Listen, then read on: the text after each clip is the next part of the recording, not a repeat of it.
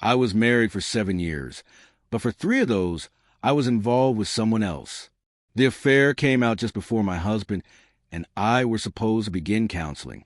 When I told him, I tried to explain that I cheated because I felt like I couldn't connect with him emotionally.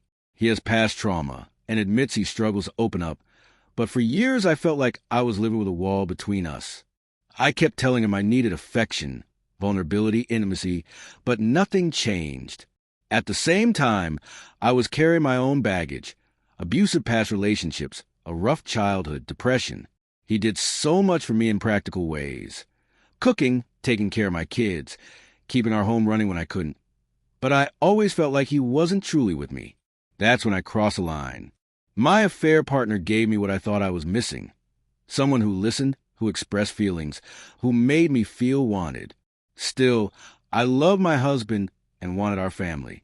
He was a good father figure to my kids, something I had desperately wanted after their biological father left. Looking back now, I realized I wanted the best of both worlds, without consequences. When he confronted me, I told him I still loved him, but that I didn't feel like a priority anymore. He was devastated. He believed it was his fault for not being more emotionally expressive, but I knew deep down that wasn't fair.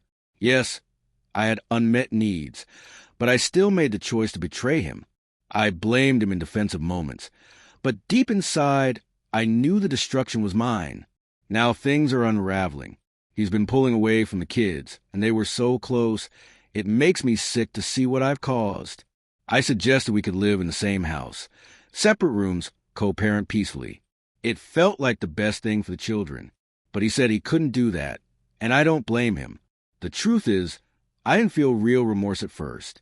I kept telling myself I was lonely, that I tried everything. But deep down, I know I was selfish and cruel. I don't know how to undo the damage. Then he left. He didn't take everything, just a bag of clothes. But that silence shook me more than any shouting could. I thought we'd keep living under the same roof.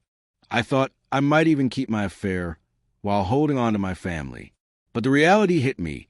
He was slipping away, and this time there was no pretending. The kids noticed immediately. They asked why he was gone, and I had no answer.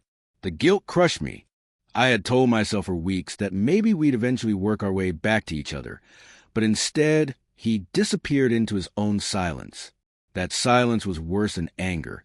It meant he had already started to let go. 17 days after D-Day, we finally spoke.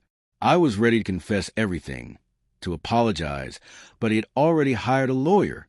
He had been making his exit plan all along, and when he told me, there was no warmth left in his voice. Just a man who no longer saw me as worth saving. And then came the deepest cut.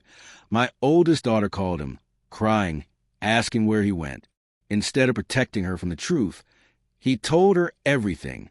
She knows now. She won't even look at me. She shuts herself in her room, avoids me completely. In the same instant I lost my husband, I lost her too. The younger child doesn't know yet, but I can already feel the cracks forming. When he came back to collect more things, I asked him why he told her, why he wouldn't consider what we had. His answer was cold but final. Did you really think you could keep your world intact after blowing up mine? Now I'm left spiraling in guilt and shame. My past, an alcoholic father, a chaotic childhood, the belief that love was always conditional, followed me into my marriage. When my husband didn't respond the way I wanted, I convinced myself I was justified in looking elsewhere. But my affair wasn't love. It was punishment. I thought I wanted to be destroyed, but instead I destroyed the only person who had actually built a life with me. My husband wasn't perfect. He had flaws, his ego, his drinking, his dismissiveness at times. But he stayed. He raised children with me. He gave me a home. And now he's gone, making sure the door locked behind him.